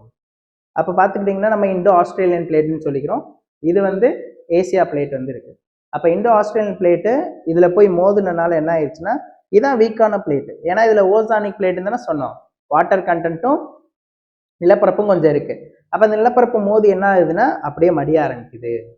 ஸோ இப்படி மடிஞ்சதான் என்ன சொல்றாங்கன்னா இமயமலைன்னு சொல்லி சொல்றாங்க, மடிப்பு மலைகள்னு சொல்லுவாங்க, எங்கஸ்ட் மவுண்டைன் சொல்லி சொல்லுவாங்க, ஹிமாலயாஸ். அதனாலதான் என்ன சொல்றோம்னா நார்த்தன் ஹிமாலயாஸ் மவுண்டைன்ஸ்ன்னு சொல்லி சொல்றோம். ஓகேங்களா? அப்போ ஏசியாவில் போயிட்டு ஃபர்ஸ்ட் என்ன உருவாகுது, மவுண்டைன்ஸ் வந்து ஃபார்ம் ஆகுது இந்தியாவில். இப்போ இந்தியான்னு கிடையாது, மொத்த நிலப்பரப்புக்கே. அப்போ இந்தியா இந்த மாதிரி இருக்குன்னா இந்த இடங்கள் ஃபுல்லாமே இந்த மாதிரி அலை அலையா மவுண்டைன்ஸ் வந்து ஃபார்ம் ஆகும், 3 பார்ட்டா. ஓகேங்களா? ஸோ அப்போ ரெண்டுமே கன்வர்ஜன் ஆச்சுன்னா கொலாசன் பார்த்தீங்கன்னா மவுண்டைன்ஸ் வந்து ஃபார்ம் ஆகும். இதுவே டைவர்ஜன் நடந்துச்சுன்னா ஃபால்ட் உருவாகும், பள்ளத்தாக்குன்னு சொல்லி சொல்லுவாங்க, இல்லைன்னா வேலின்னு சொல்லுவாங்க. நர்மதை பள்ளத்தாக்கு, கேரளா அமைதி பள்ளத்தாக்கு, சைலண்ட் வேலின்னு சொல்லி சொல்லிக்கிறாங்க. ஓகேங்களா? அப்ப 2 டைவர்ஜன் நடக்கும்போது பார்த்துக்கிட்டிங்கன்னா 2 நிலப்பகுதியில இருந்து அதை ஃபால்ட்டுன்னு சொல்லி சொல்லிக்கிறோம். இது 2 விதமா நடக்கும். ஒன்று நிலப்பரப்பு அதிகமா இருக்க இடத்துல இந்த மாதிரி நடக்குது, 2 நிலங்கள் மோதிக்குச்சுன்னா மவுண்டைன் ஃபார்ம் ஆயிடுது, 2 நிலங்கள் பிரிஞ்சிச்சுன்னா வேலி ஃபார்ம் ஆகுது. இதுவே கடலுக்குள்ள நம்ம 2 தானே பார்த்தோம், ஓசானிக் அண்ட் கான்டினென்டல். அப்ப நிலப்பகுதிகளாக நடந்துச்சுன்னா இந்த இது நடக்குது. இதுவே தண்ணி இருக்கிற இடத்துல நடந்துச்சுன்னா என்ன நடக்கும், தண்ணின்றது பார்த்துக்கிட்டிங்கன்னா பூமி இப்படி இருக்குன்னா வாட்டர் கண்டென்ட் இதளவு இருக்கும் கடல் பகுதி, அது கீழே போனாலும் என்னதான் நிலப்பகுதி தானே இருக்கு. அப்ப தண்ணி மோதிக்குச்சுன்னா என்ன ஆகும், ஒண்ணுமே நடக்காது, வெறும் 2 அலையும் அப்படியே மோதிட்டு அப்படியே கீழே வந்து. ஆனா உள்ள என்ன இருக்கு, நிலப்பகுதிகள் வந்து இருக்கா. அப்ப நிலப்பகுதிகளில் பார்த்தீங்கன்னா டைவர்ஜன் மட்டும் நடந்துட்டு இருக்கு. அப்போ வாட்டர் கண்டென்ட்ல கடலுக்குள்ள பார்த்துக்கிட்டிங்கன்னா இந்த மாதிரி டைவர்ஜன் நடக்கும்போது 2 விஷயங்கள் வந்து உருவாகுது. ஒன்று டைவர்ஜன் நடக்கும்போது நம்ம பேசிக்காக பார்த்த வேலி. அப்போ கடலுக்குள்ள பார்த்துக்கிட்டிங்கன்னா என்ன உருவாகுது, பள்ளத்தாக்குகள் வந்து உருவாகுது. ஸோ அதோட பேர் நம்ம என்னன்னு சொல்றோம்னா ட்ரென்ச்சுன்னு சொல்லிக்கிறோம், மரியானா ட்ரென்ச் அப்படின்னு சொல்லிக்கிறோம். யூடியூப்லலாம் கேள்விப்பட்டிருப்போம், மரியானா ட்ரென்ச்சு உலகிலேயே ஆழமான பகுதின்னு சொல்லுவாங்க, அக்கல்லின்னு சொல்லுவாங்க. ஓகேங்களா? ஸோ எவரெஸ்டோட ஹைட்டோட இது அதிகமாக இருக்கு அப்படின்னு சொல்லுவாங்க. இப்போ எவரெஸ்டோட ஹைட் எவ்வளோ, 884 8.86 மீட்டர்னு சொல்லுவாங்க. 8000 மீட்டர் இருக்க எவரெஸ்ட் வந்து அதை எடுத்து இதுக்குள்ள போட்டோம்னா என்ன ஆயிருமா, மூழ்கு அடிச்சிருமா எவரெஸ்டே. அப்ப இதே எவ்வளவு ஹைட்டா இருக்கு, அதை விட ஹைட்டா இருக்கு அப்படின்னு சொல்லி சொல்றோம். ஓகேங்களா. அப்ப உலகிலேயே ஆழமான பகுதின்னு சொல்லி சொல்லுவாங்கன்னா மரியானா ட்ரென்ச்னு சொல்லி சொல்லுவாங்க, கடலுக்குள்ள ஆழம்.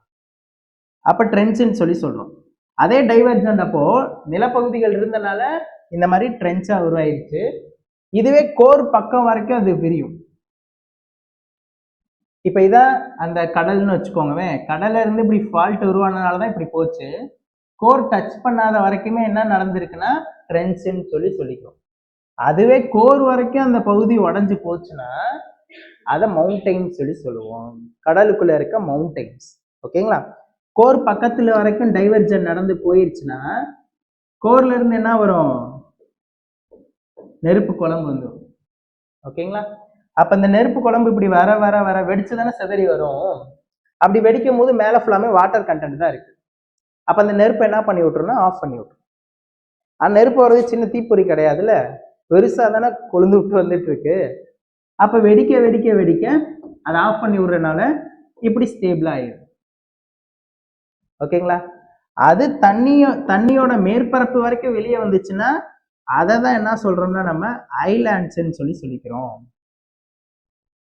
அப்ப கடலுக்குள்ள இருக்கிற வரைக்கும் அதோட பேர் என்னது, மவுண்டைன் சொல்லி சொல்லிக்கிறோம். அந்த மவுண்டைனையும் மீறி கடலுக்கு மேல வந்து ஒரு அப்படியே படிஞ்சு படிஞ்சு படிஞ்சு விழுந்துருக்கு. ஓகேங்களா. அப்ப தண்ணிக்கு மேலேயும் படிஞ்சு அப்படியே மேந்துட்டு இருக்கு, நெருப்போட அந்த கண்டென்ட் தானே அது மேந்துட்டு இருக்கு. அதை தான் என்ன சொல்றாங்கன்னா ஐலாண்ட்ஸ்ன்னு சொல்லி சொல்றாங்க. காலப்போக்கில் அது எரோசனால நிலப்பரப்பா மாறி கடலுக்குள்ள இருக்க தீவுன்னு சொல்லி சொல்லிக்கிறாங்க. ஓகேங்களா. அப்ப உலகத்துல உருவான இப்ப நீங்க பாக்குற இடங்கள் இல்லாம வெறும் உருவானது என்னன்னா இது மட்டும்தான், மவுண்டைன்ஸ், வேலி, ட்ரென்ச், இந்த மாதிரி ஐலாண்ட்ஸ் மட்டும்தான். இந்த மாதிரி நிலப்பரப்புகள் ஃபுல்லா சேஞ்சஸ் ஆயிட்டு காலப்போக்குல எரோசனாலதான் எல்லாமே அடுத்தடுத்த சேஃப்க்கு வந்து மாறுது. ஒரு சில சேஃப்லாம் பார்த்துக்கிட்டிங்கன்னா புத்தர் சிலை மாதிரி இருக்கும், காளான் மாதிரி இருக்கும், பாலைவனத்திலாம் பார்த்தீங்கன்னா காளான் மவுண்டைன்ஸ் மாதிரி இருக்கும். ஓகேங்களா. ஸோ இதெல்லாம் எப்படின்னு பார்த்துக்கிட்டிங்கன்னா எரோசனால். ஸோ எரோசன் எப்படி நடக்குது, அரித்தல், எல்லாத்தினாலேயும் அரித்தல் வந்து நடக்கும், வாட்டர் கண்டென்ட்னாலே அரித்தல் நடக்கும். ஓகேங்களா. இப்போ பார்த்துக்கிட்டிங்கன்னா இந்த எறும்பூர கல்லும் தேயும் சொல்லி சொல்லுவாங்களா, ஒரு பழமொழி இருக்கா, கேள்விப்பட்டிருக்கீங்களா. ஸோ அதே போல தண்ணி ஒரு பாறையில சொட்டு விழுந்துக்கிட்டே இருக்கும்போது என்ன ஆகுதா, பாறையை உடையிறதுக்கும் வாய்ப்பு இருக்கு. அப்ப இது மில்லியன்ஸ் இயர்ஸ் கழிச்சு தானே நம்ம இந்த ஸ்டேப்புக்கு வந்து வந்திருக்கோம். அப்ப அது அளவுக்கு ஒரே மாதிரிதான் எரோசன் வந்து நடந்துட்டே இருக்கு. அப்ப இருக்கிற பாறைகள் ஃபுல்லாவே என்ன ஆயிட்டு இருக்கு, உருகி இப்ப நீங்க பாக்குற மாதிரி சேஃப்க்கு வந்து மாறி இருக்கு. ஸோ இப்பெல்லாம் உருவானது என்ன பாத்தீங்கன்னா நீர்வீழ்ச்சின்னு கூட சொல்லலாம். வாட்டர் ஃபால்ஸ் சொல்றோமா, வாட்டர் ஃபால்ஸ் எப்படி உருவாகும், எரோசன்னாலதான். ஓகேங்களா. ஸோ மலைப்பகுதிகளில் தண்ணி விழுந்துகிட்டே இருக்கிறதுனால அங்க குளம் மாதிரி மவுண்டைன்ஸ்க்கு மேலேயே வந்து உருவாயிருக்கு. அதுல இருந்து நம்பி வர தண்ணியை தான் நம்ம என்ன சொல்லிக்கிறோம், வாட்டர் ஃபால்ஸ்ன்னு சொல்லி சொல்லிக்கிறோம். புரியுதா. ஓகே. ஸோ இது இந்த மாதிரி தான் பார்த்துக்கிட்டிங்கன்னா இந்த சேஃப்ஸ் ஃபுல்லாமே உருவாயிருக்கும். ஸோ அதில் நீங்கள் ஃபர்ஸ்ட் பார்த்துருக்கிறது என்னது, மவுண்டைன்ஸ் மட்டும் இப்போ பார்த்துருக்கோம். ஓகேங்களா. மவுண்டைன்ஸ். அடுத்து பிளைன்ஸ் எப்படி உருவாதுன்னு சொல்லி பார்க்கலாம். ஓகேங்களா.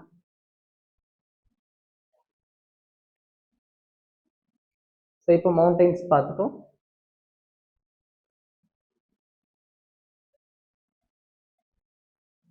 So next plains.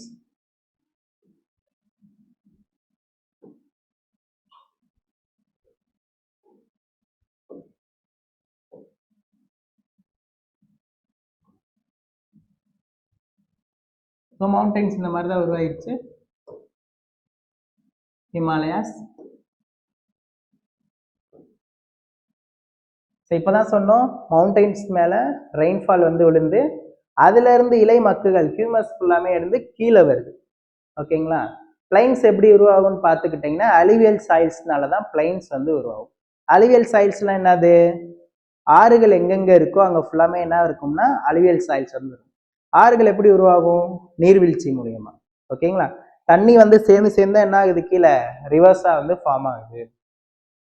அப்போ மவுண்டைன் ரீஜன்ஸ்ல விழுந்த ரெயின்ஃபால் ஃபுல்லாமே கீழே இறங்கி வர இடத்துல தான் என்ன இருக்குன்னா அலிவியல் சாயில்ஸ் வந்து அதிகமா இருக்கு. ஓகேங்களா. அப்ப இங்க வந்து தானே அதுக்கப்புறம் கடல்ல போய் கலக்குது.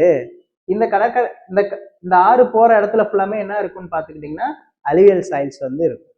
அப்ப இந்தியாவில மிகப்பெரிய மவுண்டைன்ஸ் எதுன்னு சொல்லிட்டு இருக்கோம்னா ஹிமாலயாஸ் தான் சொல்லிட்டு இருக்கோம். அப்ப ஹிமாலயஸ்ல இருந்து வர ரிவர்ஸ் ஃபுல்லாமே அலுவியல் சாயில்ஸ் வந்து ஃபார்ம் பண்ணுது. அப்போ ஃபர்ஸ்ட் இந்த ஸ்டேஜ் நடந்துட்டு இருக்கும் போது இந்த பார்ட் ஃபுல்லாமே என்னவா ஃபார்ம் ஆயிருக்குன்னா அலுவியல் சாயில்ஸா ஃபார்ம் ஆயிருக்கு. அப்ப இங்கதான் என்ன இருக்கு, அதிகமான பிளைன்ஸ் வந்து இருக்கு, சமவெளிகள்னு சொல்லுவாங்க. அப்ப மவுண்டைன்ஸ்ன்றது பார்த்துக்கிட்டிங்கன்னா இந்தியாவோட ஜம்மு அண்ட் காஷ்மீர், உத்தரகாண்ட், இமாச்சல் பிரதேஷ், ஜார்க்கண்ட், இந்த அருணாச்சல பிரதேஷ் இந்த மாதிரி இருக்கு. அது கீழே உள்ள 7 ஸ்டேட்ஸ்ல பார்த்துக்கிட்டிங்கன்னா பிளைன்ஸ் வந்து இருக்கு.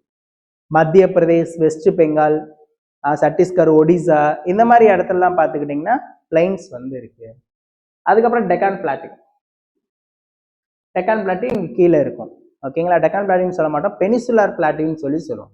பெனிசுலார் பிளாட்டூவை பார்த்தீங்கன்னா 2 டைப்பாக பிரிப்பாங்க. ஒன்று தக்கான பீடபூமி, இன்னொன்று சென்ட்ரல் ஐலாண்டுன்னு சொல்லுவாங்க. இது தக்கான பீடபூமின்னு சொல்லுவோம், இதுக்கு மேலே உள்ளதை சென்ட்ரல் ஐலாண்டுன்னு சொல்லுவாங்க. இந்த ரெண்டை சேர்த்து தான் நம்ம என்ன சொல்லிக்கிறோம்னா பெனிசுலார் பிளாட்டூன்னு சொல்லுவாங்க. இந்த பெனிசுலார் பிளாட்டூ எப்படி உருவாச்சுன்னா எரிமலைகள்னால உருவாச்சு. நம்ம இந்தியாவில் எரிமலை இருக்கா?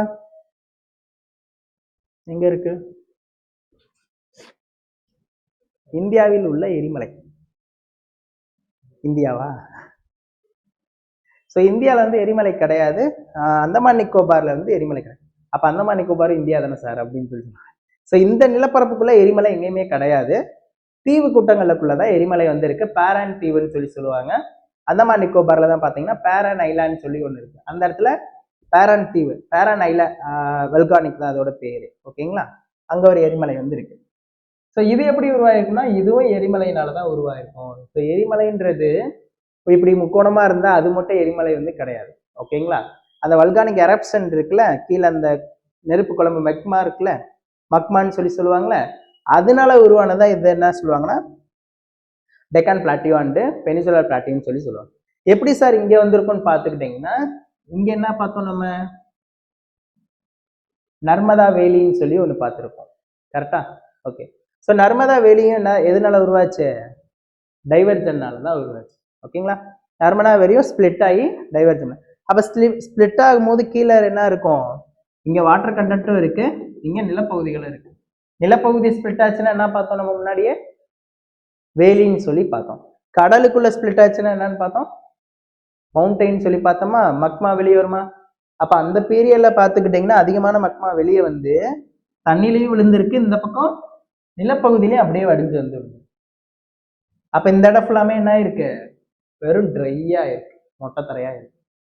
ஓகேங்களா, எந்த ஒரு அலுவியல் சாயில்ஸ் மாதிரி வளமா இல்லாம இங்க கீழே ஃபுல்லாமே எப்படி இருக்கு, இந்த மக்மானால ஃபுல்லா தீப்பாறைகளா உருவாயிருச்சு. அப்ப ஏற்கனவே இருக்க ராக்கை ஃபுல்லாமே உருக்கி அது தீப்பாறைகளா மாறிடுச்சு.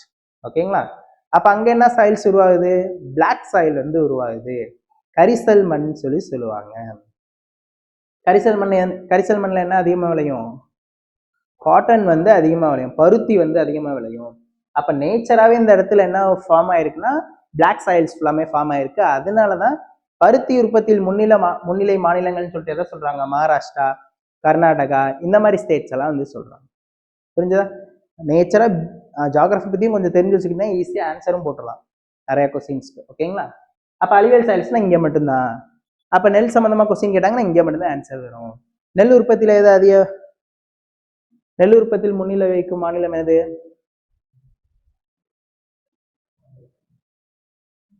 வெஸ்ட் பெங்கால்னு சொல்லுவாங்க. ஓகேங்களா, மேற்கு வங்காளம்னு சொல்லுவாங்க. அது எங்க இருக்கு, இந்த இருக்கு. எதனா சொன்னப்பதான் அலுவியல் சாயில்ஸ் ஃபுல்லாமே. அப்ப வெஸ்ட் பெங்கால், கரிசல் மண் இங்க மகாராஷ்டிரா, கர்நாடகா அந்த மாதிரி ரீஜன். ஓகேங்களா, அப்ப இந்த ரெட் கலர் நான் போட்டிருக்க ஃபுல்லாமே என்னதான் பெனிசுலார் பிளாட்டூன்னு சொல்லுவாங்க. அது 2 டைப்பா பிரிக்கிறாங்க, டெக்கான் பிளாட்டூ ஒன்று, இன்னொன்று சென்ட்ரல் ஐலாண்டுன்னு சொல்லுவாங்க. ஓகேங்களா, ஓகே. அடுத்து கோஸ்டல் பிளைன்ஸ்ன்னு சொல்லி ஒன்று இருக்கு, coastal plain and Indian desert. Islands ஏற்கனவே பார்த்துட்டோம் நம்ம, டெசர்ட் மட்டும் நம்ம பார்க்கல. கோஸ்டல் பிளைன்ஸ் எப்படி உருவாச்சுன்னு சொல்லுவோம். கோஸ்டல் பிளைன்ஸ் பார்த்துக்கிட்டிங்கன்னா எல்லா ஆறுகளும் முன்னாடியே சொன்னோம், பிளைன்ஸ்ன்றது எதுனாது அலுவியல் சாயில்ஸ்னால தான் பிளைன்ஸ் உருவாகும். அந்த அலுவியல் சாயில்ஸ் எப்படி ஃபார்ம் ஆகுதுன்னு பார்த்தீங்கன்னா ரிவர்னால தான் அலுவியல் சாயில்ஸ் வந்து ஃபார்ம் ஆகுது. அப்ப இங்க ரிவர் வந்து எங்க போய் கடல்ல கலக்குதுன்னா ஈஸ்டர்ன் பார்ட். அதே போல இந்தியாவில் இருக்க ரிவர்ஸ் ஃபுல்லாமே ஈஸ்ட் அண்ட் வெஸ்டர்ன் பார்ட்ல தான் வந்து கடல்ல போய் கலக்குது. அப்ப இந்த கடற்கரை ஓரங்கள்ல என்ன இருக்கு, உங்களுக்கு பிளைன்ஸ் வந்து இருக்கு. எதனால, இந்த ரிவர்ஸ்னால. அதே போல இந்த பக்கமும் கடலோட தண்ணி வந்து பட்டுட்டு வந்து போகுது. அப்ப ரெண்டும் ஒண்ணு தானே. தண்ணி இருக்க இடத்துல அலுவியல் சாயில்ஸ் இருக்குன்னு சொன்னோம். அப்ப கோஸ்டல் சைடு என்ன இருக்குன்னு பாத்தீங்கன்னா அலுவியல் சாயில்ஸ் ஃபார்ம் ஆகுது. அப்ப நம்ம மிச்சம் இருக்க ஒரே இடம் தான் பார்க்கல, என்ன இடம்னா இந்த பிளேஸ் மட்டும். அப்ப இந்த பிளேஸ்ல தான் என்ன ஃபார்ம் ஆயிருக்குன்னு பாத்துக்கிட்டோம்னா டெசர்ட் வந்து ஃபார்ம் ஆயிருக்கு. அப்ப இந்த ஒரு பிளேஸ், அப்ப இந்த ஒரு பிளேஸ்ல தான் என்ன ஃபார்ம் ஆயிருக்கு, டெசர்ட் வந்து ஃபார்ம் ஆயிருக்கு. த கிரேட் இந்தியன் டெசர்ட்னு சொல்லுவாங்க, தார் டெசர்ட்னு சொல்லி. ஸோ ஏன் இங்கே மட்டும் ஃபார்ம் ஆகணும்? டெசர்ட் உருவானதுக்கு ஒரு காரணம் வந்து இருக்கு. ஸோ பூமியோட படம் பார்த்துக்கோங்க. ஸோ இது ஈக்குவேட்டர்னு சொல்லுவோம். Tropic of cancer, tropic of capricorn. Tropic of cancer, equator, tropic of கேப்ரிகான்னு சொல்லுவாங்க. ஓகேங்களா? ஸோ அப்போ இந்த இடத்துல தான் சூரியன் இருக்காரு. சூரியனோட வெப்பம் ஃபுல்லாமே ஸ்ட்ரெயிட் லைனா இந்த ஈக்குவேட்டர்ல விடும். இந்த பக்கம் ஃபுல்லாமே ஸ்டாண்டிங் லைனா வந்து விடும். அப்போ ஸ்ட்ரெயிட் லைன்ல தானே வெப்பம் அதிகமாக இருக்கும். ஸ்டாண்டிங் லைன் போக போக பார்த்தீங்கன்னா வெப்பம் வந்து குறைவாயிட்டே தான் இருக்கும். வருடம் முழுவதும் சொல்றாங்க. வருடம் முழுவதும் இது பார்த்துக்கிட்டிங்கன்னா ஈக்குவேட்டர்ல மட்டும் இருக்காது. டிராபிக் ஆஃப் கேன்சர் மூவ் ஆகும், அதுக்கப்புறம் கேப்ரிகான் மூவ் ஆகும். Cancer Capricorn equator, cancer Capricorn equator, இந்த மாதிரி மாறி மாறி தான் மூவ் ஆகிட்டு இருக்கும். ஆனால் அதிகமாக எங்கே இருக்கு, இந்த இடத்துல இருந்து இங்கே கீழே தான் வருது. அப்போ இந்த பார்ட் ஃபுல்லாமே உங்களுக்கு எப்படி தான் இருக்கும்னா வெப்பமாக தான் இருக்கும். ஓகேங்களா? ஸோ அதனால தான் இந்த சென்டர் பாயிண்ட் என்ன சொல்றாங்கன்னா ஹீட் ஜோன் சொல்றாங்க. ஓகேங்களா? இது பக்கத்து ஹீட் ஜோன் இல்லைன்னா டொரைட் ஜோன் சொல்லுவாங்க. இது டெம்பரேட் ஜோன் சொல்லுவாங்க. லாஸ்ட் வந்து கோல்டு ஜோன் சொல்லுவாங்க. குளிர் மண்டலம், ஆர்டிக் அண்ட் அண்டார்டிகா அப்படின்னு சொல்லி. ஓகேங்களா?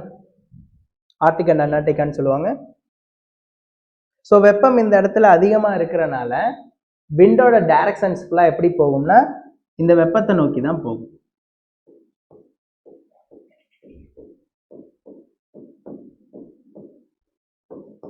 இந்த மாதிரி.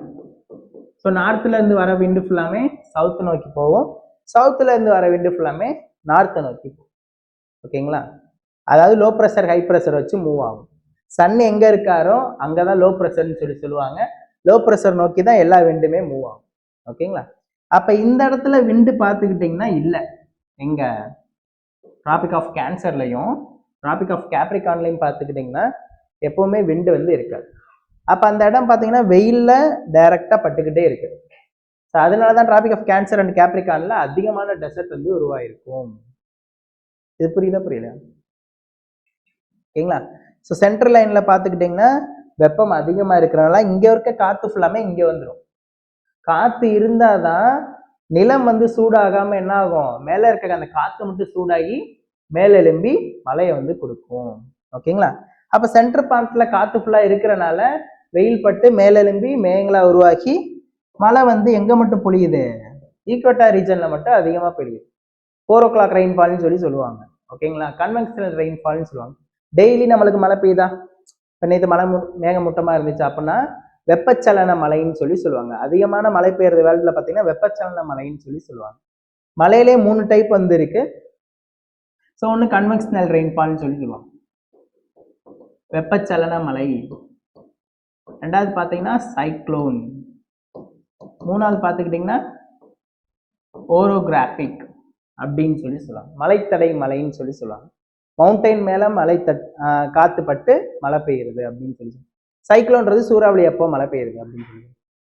கன்வெக்ஷனல் ரெயின்ஃபால்ன்றது நிலப்பகுதி சூடாக்கி அந்த வெப்பம் மேலே காத்தா மாதிரி மேகங்களா உருவாக்கி மழை பெய்யுதுன்னு சொல்லுவாங்க. அதுதான் இந்த இடத்துல வேர்ல்டு லெவலில் நடந்துட்டு இருக்கு. அப்போ நேச்சராகவே வேர்ல்டு லெவலில் இங்கே மட்டும்தான் அதிகமான மழை பெஞ்சிட்டு இருக்கு.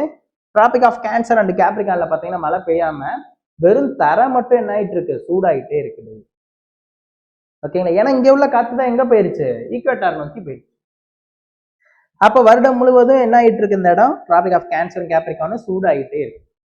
ஸோ அதனால தான் பார்த்துக்கிட்டிங்கன்னா உலகில் உள்ள பாலைவனங்கள் ஃபுல்லாமே மேக்சிமம் எதுக்குள்ள இருக்கும்னா இந்த டிராபிக் ஆஃப் கேன்சர்லையும் கேப்ரிகான், அதாவது 23 degree north and 23 degree south. நீங்கள் வேலையில் எடுத்து பாருங்கவே, எந்தெந்த டெசர்ட்டோட லொக்கேஷன் ஃபுல்லாமே இந்த டிகிரிஸில் தான் அமைஞ்சிருக்கும். ஸோ யூஎஸ்ஏல பார்த்தீங்கன்னா சொனாரன் டெசர்ட்னு சொல்லுவாங்க. இந்த பக்கம் ஏசியா சைடு பார்த்தீங்கன்னா ஹலக்காரி டெசர்ட், நம்ம இந்தியாவில் தார் டெசர்ட்னு சொல்லுவாங்க. ஆஸ்திரேலியாவில் பார்த்துக்கிட்டிங்கன்னா சான் விக்டோரியா டெசர்ட்னு சொல்லுவாங்க. ஆஸ்திரேலியா இங்கே தானே இருக்கும் கீழே, சான் விக்டோரியான்னு சொல்லி சொல்லுவாங்க. அப்புறம் ஆப்பிரிக்காவில் அட்டகாமா, பெட்டகோனியா அந்த மாதிரி டெசர்ட்லாம் வந்துருக்கும். அப்போ இந்த டெசர்ட்டோட லொக்கேஷன்ஸ்லாம் எடுத்து பார்த்தீங்கன்னா நார்த்தில் 20 டிகிரியும் சவுத் சைட் 20 டிகிரியும் மட்டும்தான் இருக்கும். ஸோ அந்த வரிசையில் நம்ம இந்தியாவில் பார்த்துக்கிட்டோம்னா இந்தியா எங்கே இருக்கு, 23 டிகிரி நார்த்தில் வந்து இருக்கும். அதாவது இந்த இடத்துல தான் டிராபிக் ஆஃப் கேன்சர் வந்து இருக்கு. ஓகேங்களா? அப்போ இங்கே தான் என்ன ஃபார்ம் ஆயிருக்குன்னா டெசர்ட் வந்து ஃபார்ம் ஆயிருக்கு, தார் டெசர்ட்னு சொல்லி சொல்லுவாங்க. ஓகேங்களா? ஓகே.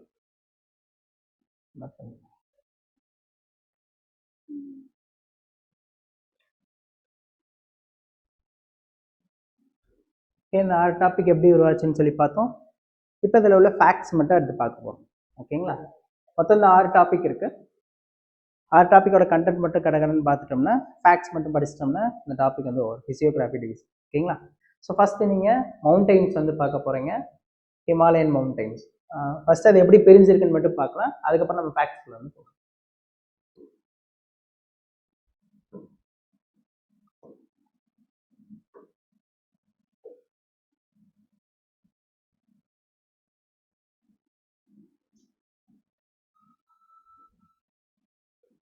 ஸோ ஹிமாலயன்ஸ் இங்கேருந்து இந்த ரீஜன் வரைக்கும் இருக்கும். ஓகேங்களா? ஸோ இதை நங்கா பர்வத்துன்னு சொல்லுவாங்க, இது நம்ஜா பர்வத்துன்னு சொல்லி சொல்லுவாங்க. ஓகேங்களா? ஹிமாலயன்ஸோட starting point Nanga Parbat, Namcha Barwa, Nanga Parbat and Namcha பர்வத்னு சொல்லுவாங்க. இது வெஸ்டர்ன் ஹிமாலயாஸ், இது ஈஸ்டர்ன் ஹிமாலயாஸ். இந்த சென்டர் பார்ட்டை சென்ட்ரல் ஹிமாலயாஸ்ன்னு சொல்றாங்க. இங்கே தான் 3 டைப் வந்து இருக்கு. இந்த மாதிரி ஹிமாத்ரி, ஹிமாச்சல், சிவாலிக், அதாவது இந்த மாதிரி மவுண்டெயின்ஸ் தான்.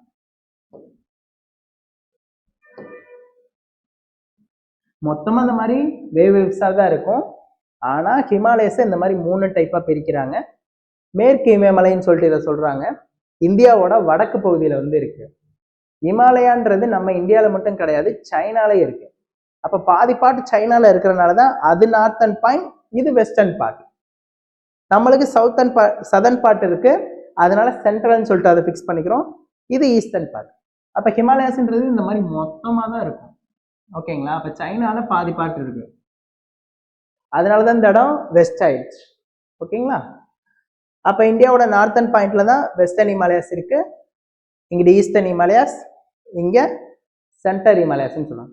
சென்டர் ஹிமாலயாஸ் தான் இந்த மாதிரி 3 மவுண்டெயின்ஸா பிரிக்கிறாங்க. இந்த ஆர்டர்ல தான் இருக்கும், ஹிமாத்ரி, ஹிமாச்சல் அண்ட் சிவாலிக். ஓகேங்களா? ஸோ ஃபர்ஸ்ட் வந்து ஹிமாத்ரி, ஹிமாச்சல், தேர்ட் ஒன் வந்து சிவாலிக். இதுல இருந்து கூட கொஸ்டின் கேட்டாங்க, இப்ப லாஸ்ட் குரூப் 2ல கூட சிவாலிக் கொஸ்டின்ஸ் வந்து கேட்டிருக்காங்க. ஓகேங்களா? சிவாலிக்ஸ்க்கு வந்து கண்டினியூஸ் மவுண்டெயினா டிஸ்கண்டினியூஸ் மவுண்டெயினா அப்படின்னு சொல்லி கொஸ்டின் கேட்டாங்க. சிவாலிக்ன்றது டிஸ்கண்டினியூஸ் மவுண்டெயின், ஆனா எக்ஸாம்ல வந்து கண்டினியூஸ் மவுண்டெயின் சொல்லி கொடுத்துருக்காங்க. அப்ப சின்ன வேர்டு தான் மாத்துறாங்க, கண்டினியூஸா டிஸ்கண்டினியூஸ். தொடர்ச்சியான மலைத்தொடரா, தொடர்ச்சியற்ற மலைத்தொடரா? அப்ப அந்த வேர்டிங்ஸ் கொண்டு நீங்க கண்டிப்பா படிச்சுதான் ஆகணும். அப்ப மவுண்டெயின்ஸ்ல நீங்க பார்க்க வேண்டியது மொத்தம் 3 ஹெட்டிங்: மேற்கு இமயமலைத்தொடர், கிழக்கு இமயமலைத்தொடர், மத்திய இமயமலைத்தொடர். இந்த சென்ட்ரல் ஹிமாலயாஸ்ல 3 பார்ட் இருக்கு. ஒன்னு ஹிமாத்ரி, ஹிமாச்சல், சிவாலிக். இதுக்கு இன்னொன்னு பேர் இருக்கு, greater Himalayas, greater Himalayas, lesser Himalayas and outer Himalayas. ஒவ்வொன்றுக்குமே தனித்தனி பேர்.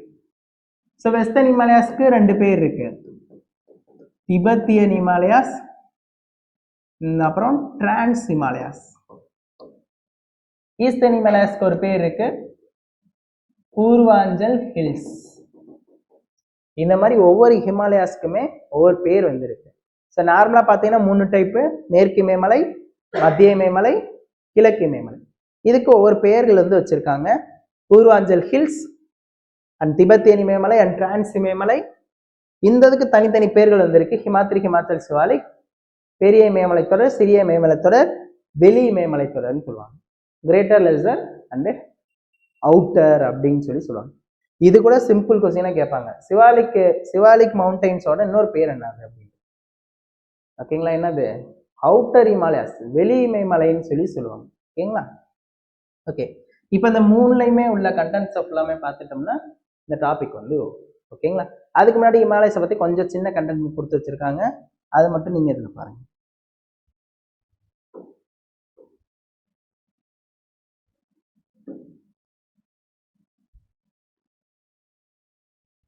ஸோ ஃபர்ஸ்ட் இந்த ஆர் டைப் வந்து பார்த்தோம். ஸோ அதுக்கப்புறம் ஹிமாலயன்ஸ் பார்த்தீங்கன்னா, ஸோ இது எப்படி உருவாச்சுன்னா டெக்டானிக் மூவ்மெண்ட்னால உருவாச்சு. அது முன்னாடியே சொல்லியிருக்கேன் உங்களுக்கு, டெக்டானிக் ஆக்டிவிட்டி, டெக்டானிக் மூவ்மெண்ட்னால தான் இது உருவாச்சு அப்படின்னு சொல்லுவாங்க. ஸோ 2500 கிலோமீட்டர் வந்து ரேஞ்ச் வந்து இருக்கு. இன்னொரு ஒரு சின்ன கண்டென்ட் 11th 12th உள்ள கண்டென்ட், தேர்ட் போல்னு சொல்லி ஒன்று சொல்றாங்க. திபெத்தை தான் என்ன சொல்லுவாங்கன்னா தேர்ட் போல்னு சொல்லி சொல்லுவாங்க. அங்கதான் என்ன இருக்குன்னா roof of the world. Roof of the வேர்ல்டுனா என்னதுன்னா பாமீர் நாட்ஸ்ன்னு சொல்லி சொல்லுவாங்க. பாமீர் நாட்ஸ் தான் என்னது, ரூஃப் ஆஃப் தி வேர்ல்டு, உலகின் கூரைன்னு சொல்லி சொல்லுவாங்க. அதை தான் என்ன சொல்றாங்கன்னா தேர்ட் போல்னு சொல்றாங்க. ஏன் தேர்ட் போல்னு சொல்றாங்க? நம்ம நார்த் போல் சவுத் போல் அந்த மாதிரி சொல்லி படிச்சிருப்போம். ஓகேங்களா? நார்த் போல்னால கூலிங் டெம்பரேச்சரா இருக்கு, சென்ட்ரல் ஈக்குவேட்டர்ல பார்த்தீங்கன்னா ஹீட்டா வந்து இருக்கு. அதே போல தேர்ட் போல்னு சொல்லி சொல்றாங்க. தேர்ட் போல்னா என்னன்னா எல்லா கிளைமேட்டும் ஒரே இடத்துல இருக்குன்னு சொல்லி சொல்லுவாங்க. அப்போ ஒரு பக்கம் கூலா இருக்கு, ஒரு பக்கம் ஹீட்டா வந்து இருக்கு அப்படின்னு சொல்லி சொல்றாங்க. The cold weather, largest reserve and fresh water, inhabitable and environment, இந்த மாதிரி எல்லாத்துமே இருக்கிறனால தான் அது என்ன சொல்றாங்கன்னா தேர்ட் போல்னு சொல்லி சொல்லுவாங்க.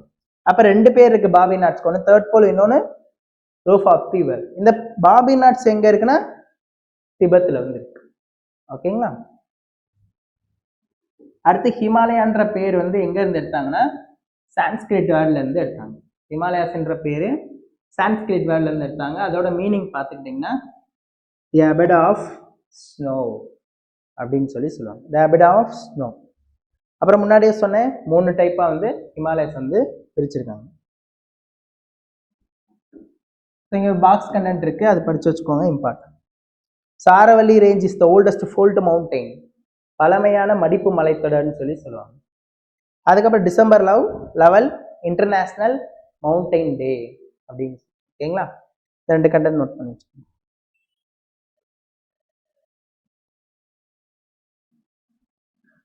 ஸோ நெக்ஸ்ட்,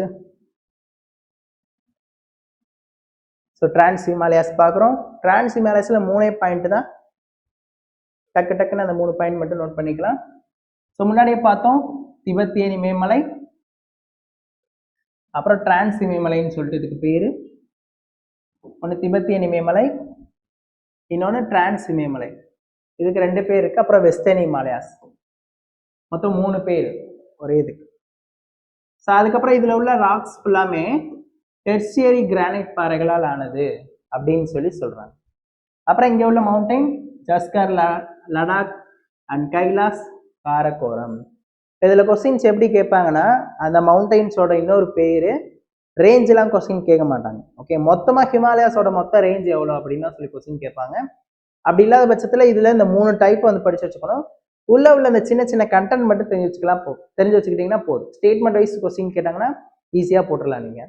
அப்ப இதுல உள்ள ஒரு 3 பாயிண்ட் தான், என்னென்ன மவுண்டைன்ஸ் அதுல இருக்கு, டூரிஸ்ட் பிளேஸ் இருந்துச்சுன்னா டூரிஸ்ட் பிளேஸ் படிச்சு வச்சுக்கணும், கிளேசியர்ஸ் இருந்துச்சுன்னா கிளேசியர்ஸ் படிச்சு வச்சுக்கணும், பீக் இருந்துச்சுன்னா என்னென்ன பீக், ஹையஸ்ட் பீக் இருந்துச்சுன்னா அதை படிச்சு வச்சுக்கணும். இல்லைன்னா இது எந்த பாறைகளால் ஆனது, அதுவும் கொஸ்டின்ஸ் வந்து கேட்பாங்க. கொஞ்சம் கஷ்டமா கேட்கணும்னா இந்த மாதிரி கேட்பாங்க, டெர்சியர் கிரானைட் பாறை எந்த மவுண்டைன்ஸ்ல இருக்கு அப்படின்னு சொல்லி கொஸ்டின். எங்க இருக்குன்னா western Himalayas, western Himalayas and trans Himalayas and Tibetan இமயமலை. இந்த 3க்கு 3 பாயிண்ட் தான். ஒன்று 3 பேர் வந்து இருக்கு, டெர்சியரி கிரானைட் பாறை, அப்புறம் ஜஸ்கர், லடாக், கைலாஸ், காரகோரம். சாத்து சென்ட்ரல் ஹிமாலயாஸ் பார்த்தோம். இது டெத்திஸ் கடல்னால உருவாச்சு. டெத்திஸ் ஏற்கனவே பார்த்துருக்கோம்ல, எர்த் ஃபர்ஸ்ட் உருவானப்போ ஒரு ஸ்பிரிட் உருவாச்சா, ஆஸ்தியோஸ்பியர்னால ஃபர்ஸ்ட் ஒரு ரொட்டேஷன் நடந்துச்சுன்னு சொல்லி சொன்னோமா. அப்படி ஸ்பிரிட் உருவான போது ஃபர்ஸ்ட் ஒரு சீதா உருவாயிருக்கும், டெத்திஸ் கடல்னு சொல்லி சொல்லுவாங்க. அந்த பிளவு பள்ளத்தாக்குல இருந்து முன்னாடி வாட்டர் மட்டும்தான் இருந்திருக்கும், பூமியில நிலப்பகுதிகளும் நீர்ப்பகுதியும் மட்டும்தான் இருந்திருக்கும். அப்போ ஃபர்ஸ்ட் ஸ்பிளிட் உருவானப்போ ஃபுல்லா தண்ணியா வந்து அதுக்குள்ள வந்திருக்கும் பள்ளத்தாக்குக்குள்ள. அப்படி உருவான கடல் தான் டெத்திஸ் கடல்னு சொல்லுவாங்க. அதுல இருந்து உருவானது அந்த ஹிமாலயாஸ்ன்னு சொல்லி சொல்றாங்க. ஓகேங்களா? அப்படி உருவானதுக்கு அப்புறம் தான் வெஸ்டர்ன் ஹிமாலயாஸ் அண்ட் ஈஸ்டர்ன் ஹிமாலயாஸ்ன்னு சொல்லிட்டு பிரிக்கிறோம். ஓகேங்களா. அப்போ ஸ்டார்டிங் மேலே சொல்றது இந்த டெத் இஸ் ஃபீல்னால தான். ஓகே, இந்த அங்காரான்னு கொடுத்துருக்காங்களா, அங்காரான்னா என்னது, நார்த்தன் பாயிண்ட் தான் அங்காரான்னு சொல்லுவாங்க, சதன் பாயிண்ட்டை கோண்டுவானா அப்படின்னு சொல்லுவாங்க. அங்காரா அப்படி இல்லைன்னா லரூசியா, இந்த மாதிரி முன்னாடியே பார்த்தோம், யூனிவர்ஸ் டாபிக்லேயே பார்த்துருக்கோம். ஓகேங்களா. ஸோ மூணு ஹிமாலயஸ் பார்த்தோம். சென்ட்ரலில் greater Himalayas, lesser Himalayas and சிவாலிக்னு சொல்கிறாங்க. இதுக்கு இன்னொன்று பேர் என்ன, ஹிமாத்ரி, ஹிமாச்சல் அண்ட் சிவாலிக்ன்றது அவுட்டர் ஹிமாலயாஸ். ஓகேங்களா. இந்த இன்னொரு பேரும் படிச்சு வச்சுக்கோங்க. So first greater Himalayas.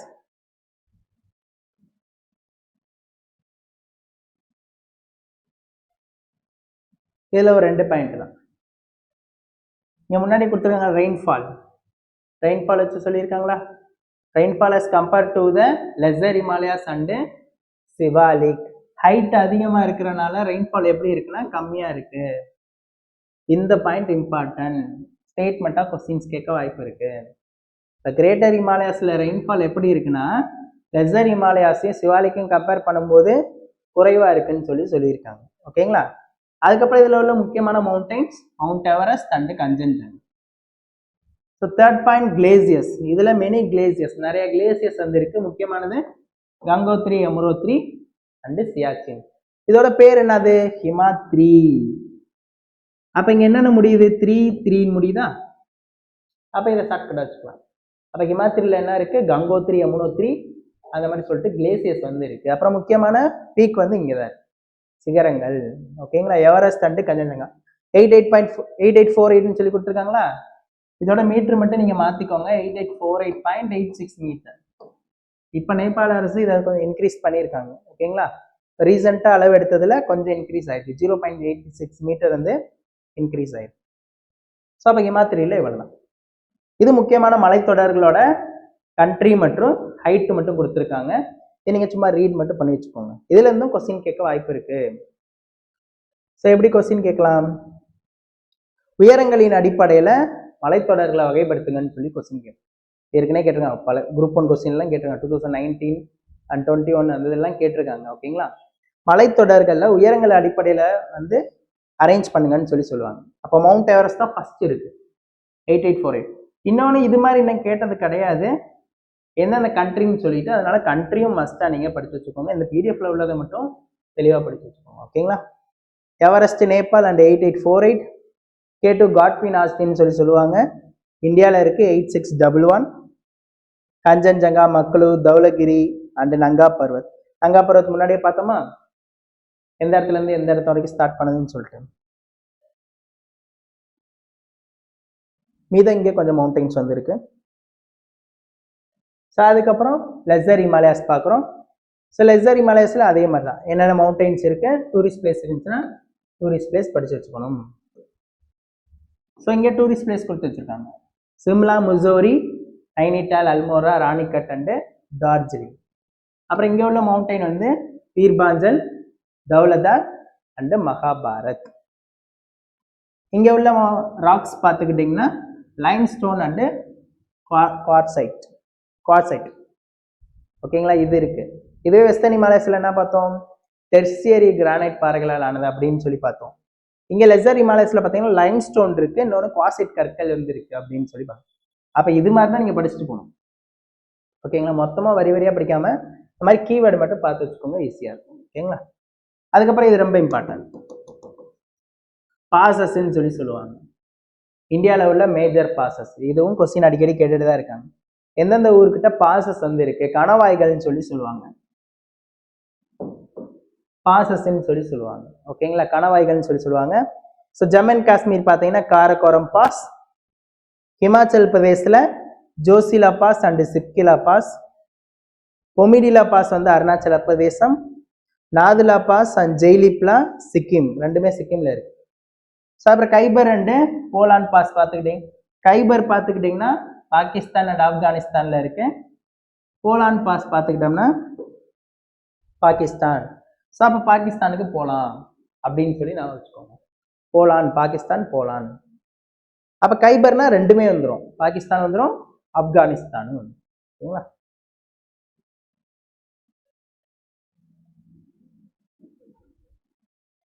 So அடுத்து சிவாலிக் ரேஞ்ச். ஸோ ரேஞ்சு நீங்கள் சும்மா ரீட் மட்டும் பண்ணி வச்சுக்கோங்க.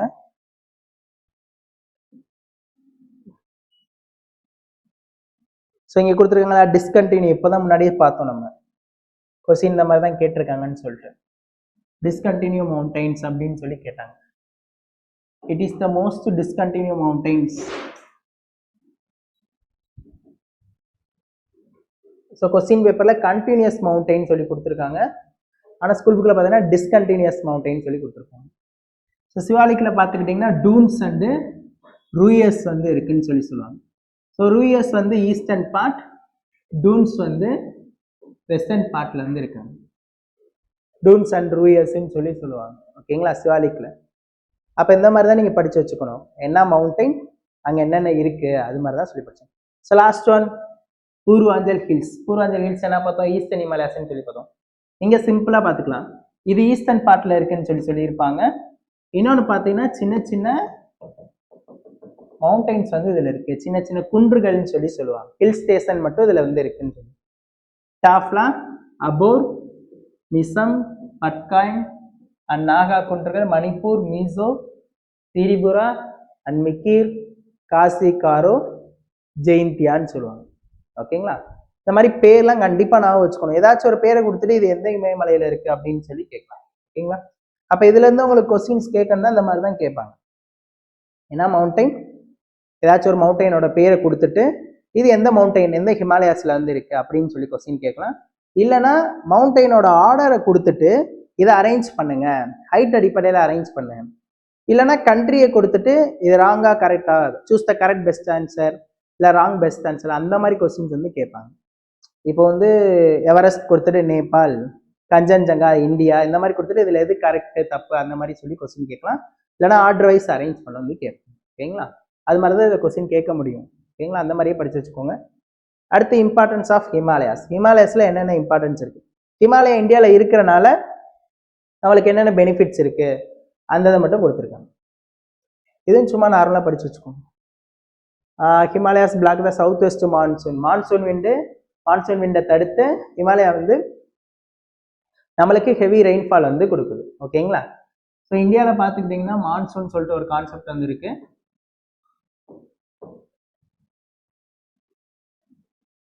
ஸோ மான்சூன் விண்டு இங்கே வருதுன்னா ஹிமாலயாஸ் இங்கே இருக்கும், இதை தடுத்து நம்மளுக்கு ஹெவி ரெயின்ஃபால் வந்து கொடுக்குது. ஸோ அதே போல் நார்த்ல இருந்து வர கோல்டு விண்டை தடுத்து நம்ம எப்படி வச்சிருக்கு, டெம்பரேட்டாக வச்சிருக்கு.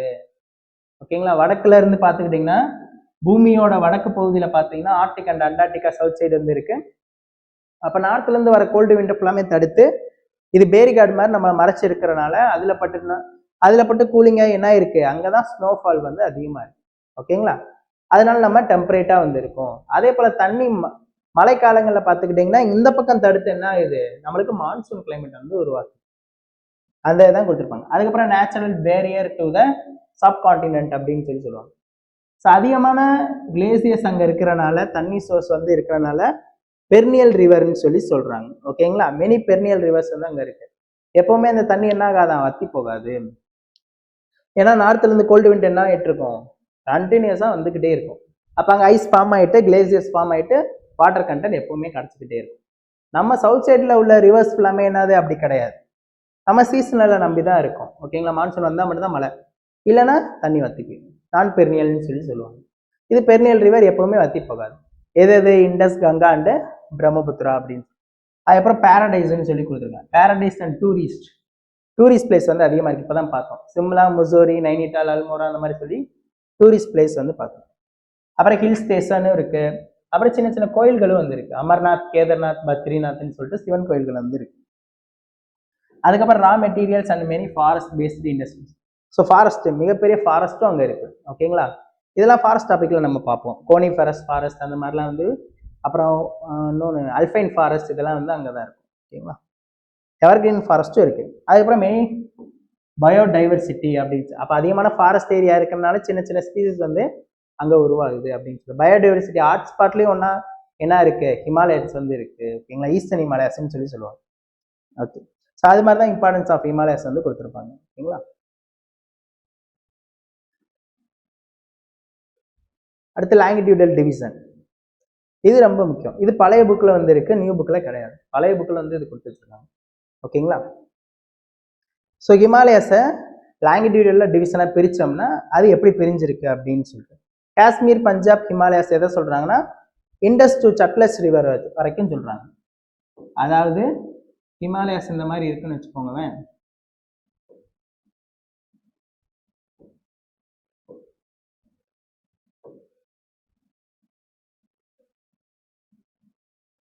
ஹிமாலயாஸ் இந்த மாதிரி இருக்குன்னா இதை லாங்கிடியூட் பார்ட்டா வந்து பிரிக்கிறாங்க.